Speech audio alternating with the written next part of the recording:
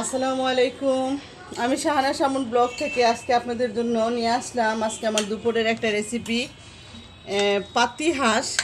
পাতি হাঁসের ভুনা। এটা নিয়ে আজকে একটা রেসিপি করতেছি আমি। এটাকে আমি কেটে পরিষ্কার করে ধুয়ে পরিষ্কার করে আমি এটাকে নিয়েছি, দুইটা পাতি হাঁস। দেখুন আমি কেটে এগুলাকে পিস পিস করে রেখেছি। তবে এই পাতি হাঁসের আসলে মাংস খুব কম থাকে, হাড্ডি থাকে। আমি এই পাতি হাঁসের যে মাংসটাকে যে ভুনা করব, এর জন্য আমি কেটে রেখেছি পেঁয়াজ। দেখুন এতে আমি পরিমাণ মতো একটা ডিশে পেঁয়াজ কেটে রেখেছি।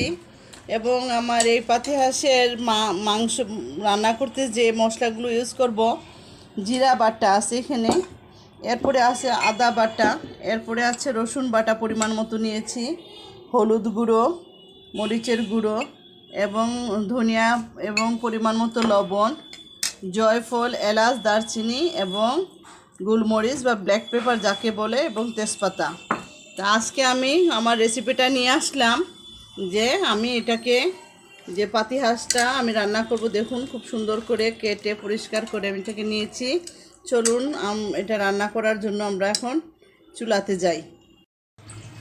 আমি চুলাতে আসলাম, আমার চুলাতে একটা হাঁড়ি বসাইলাম। চুলার হাঁড়িটা গরম হয়ে গেছে, আমি এর ভিতরে এখন সয়াবিন তেল ঢেলে দিচ্ছি। দেখুন পরিমাণ মতো সয়াবিন তেল এর ভিতরে ঢেলে দিচ্ছি।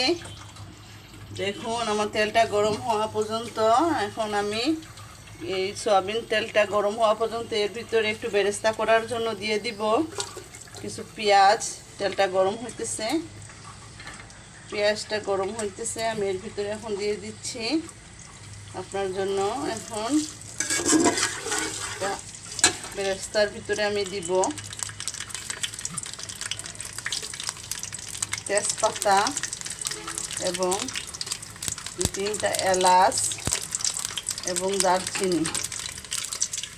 এটা দিয়ে আমি বেরেস্তাটা কমপ্লিট করব, লাল করব। 5 মিনিট পরে ফিরে আসছি। দেখুন আমি 5 মিনিট পরে ফিরে আসলাম, আমার বেরেস্তাটা অলরেডি লাল হয়ে গেছে। এর ভিতরে আমি দিয়ে দিব এখন 2 চামচ রসুন বাটা, এর ভিতরে দিয়ে দিব রসুন বাটা।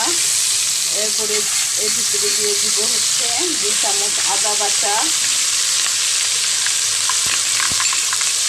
এর ভিতরে দিয়ে দিব আমি এখন জিরা বাটা,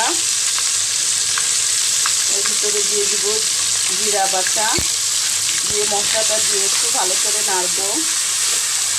আসলে আমি শাহানা শামুন ব্লগে আমার মূলত ব্যবসাগত শনিবারের যে রান্নাটা, আমি পিঠা রেসিপি দেওয়ার কারণে এই রান্নাটা দেইনি। তো আজকে আমি রান্নাটা দিলাম।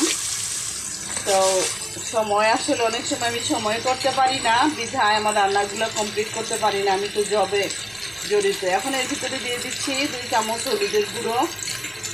দেখুন এর ভিতরে দিয়ে দিচ্ছি 2 চামচ হলুদের গুঁড়ো। এরপরে দিয়ে দিচ্ছি এর ভিতরে ধনিয়ার গুঁড়ো। এর ভিতরে দিয়ে দিব আমি পরিমাণ মতো মরিচের গুঁড়ো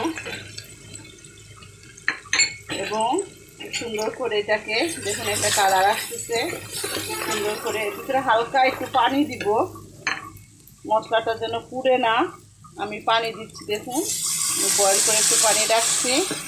এখন আমি এর ভিতরে একটু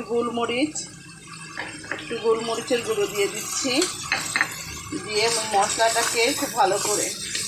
বাংলাদেশের মেয়েরা আসলে অনেক কিছু পারে, বিশ্ব জয় করছে। প্রধানমন্ত্রী বাংলাদেশের মেয়ে, বিরোধী দলও বাংলাদেশের। এটা স্বাধীনতার মাস, এটা হচ্ছে ডিসেম্বর মাস। বাঙালি এই সময় যুদ্ধ করে 9 মাস যুদ্ধের বিনিময়ে আমরা এই স্বাধীন রাষ্ট্র পেয়েছি, আমরাও স্বাধীন। আজকে বাঙালি মেয়েরা সব কিছু করতে পারতেছে। আমি 5 মিনিট পরে মশলাটা কষিয়ে আসতেছি, পরবর্তী কথা বলবো।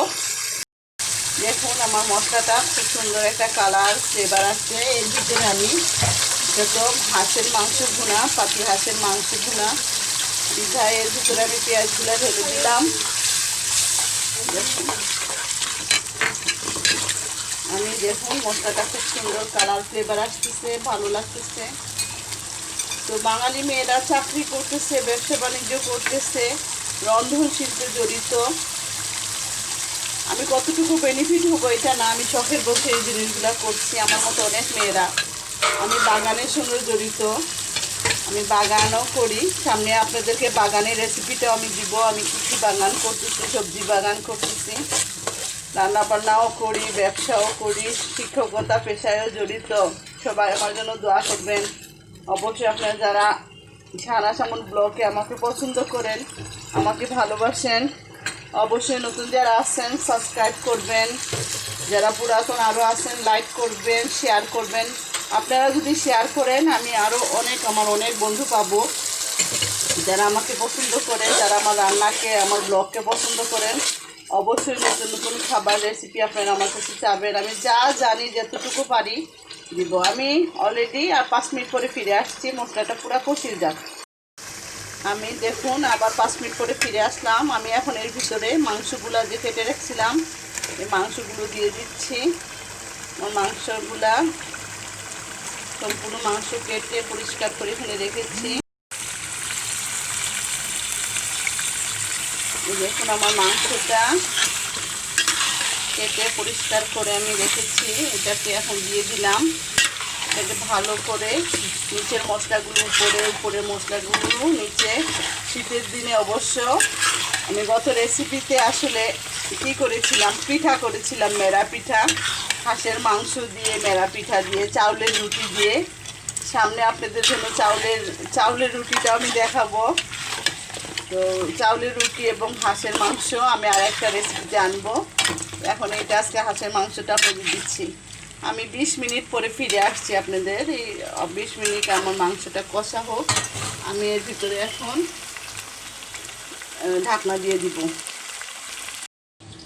দেখুন আমি মাঝখানে একটু আসছি, মাংসটা সুন্দর একটা কালার আসছে। এর ভিতরে এখন একটু আমি এটাকে নাড়া দিয়ে এর ভিতরে এখন দিব জয়ফলটা, একটা জয়ফল, এলাচ, দেখেন এলাচ, জয়ফল, দারচিনি আমি এটাকে বেটে রেখেছি।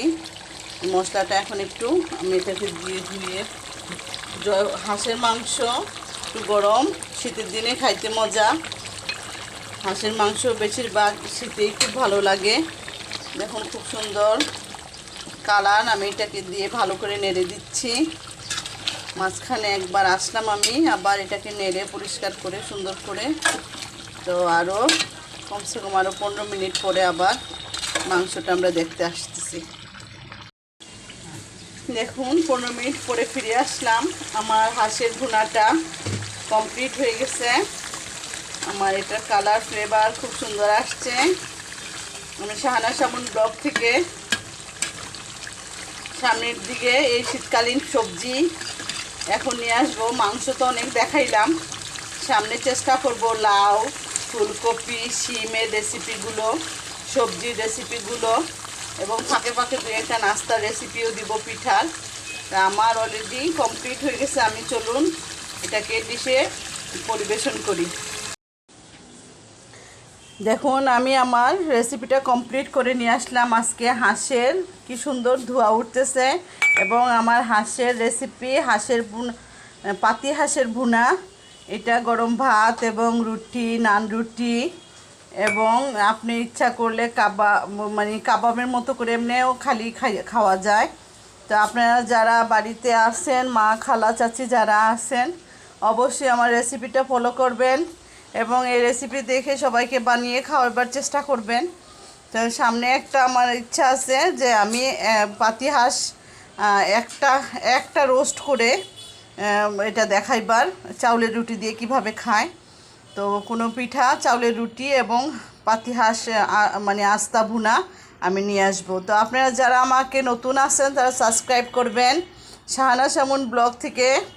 যারা নতুন আছেন অবশ্যই শাহানাজ আমন ব্লগ থেকে সাবস্ক্রাইব করবেন, লাইক কমেন্ট দিবেন এবং আমাকে বেশি করে শেয়ার করবেন।